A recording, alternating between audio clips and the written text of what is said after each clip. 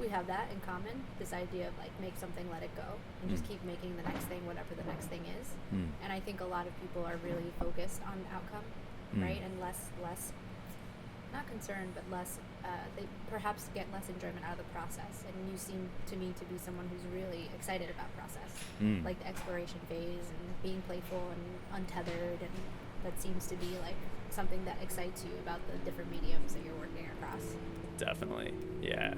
Yeah, that freedom to play, as long as it's not bureaucratic process, if it's material process, that's definitely fun to explore. And when there's no metric or like distinct goal with it, it's just a lot more calming. You can kind of get lost in the moment of bending something or playing around, and I find that feeds the professional work I do, in the sense that like I need exploratory time to be free and I don't know, just invent random things. And how did you find this space? What got you into the idea of having a little corner of the world here and doing your thing? I've always liked to work in as many different materials as possible, because I find that the intersection of those materials is where you get something cool happening.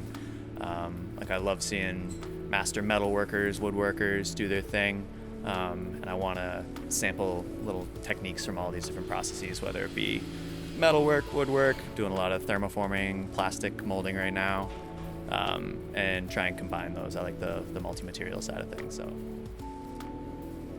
I grew up in just outside of Boston, Massachusetts. Always been working with my hands. My father was an illustrator, but was always doing projects around the house, building cabinets, that sort of thing. So I started out helping him. And then my family was involved in theater at the high school that I went to. So I did a lot of set design and building for those plays. And so from there, I grew up skateboarding a lot. So when you just have a driveway, you want to turn it into a little park. You start making obstacles and stuff, bring it alive a little bit. My sister was in school for surface pattern design and told me about industrial design, which I wasn't aware of. And it just seemed like a perfect fit for my interests. And from there, I ended up going to Carleton University up in Ottawa. Learned a bit about the engineering side of product design, like mold design and specific materials, and taking that and then my background growing up around art, I sort of had some of the aesthetic influence from there, sort of combined that into what I'm working on now.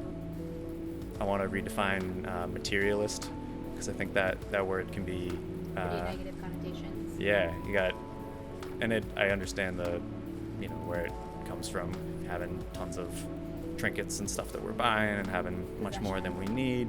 To me, that word kind of is my goal of knowing materials.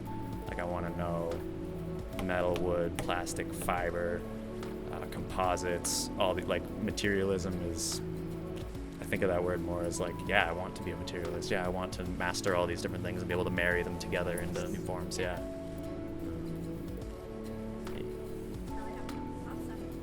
Thanks, man. Thank you.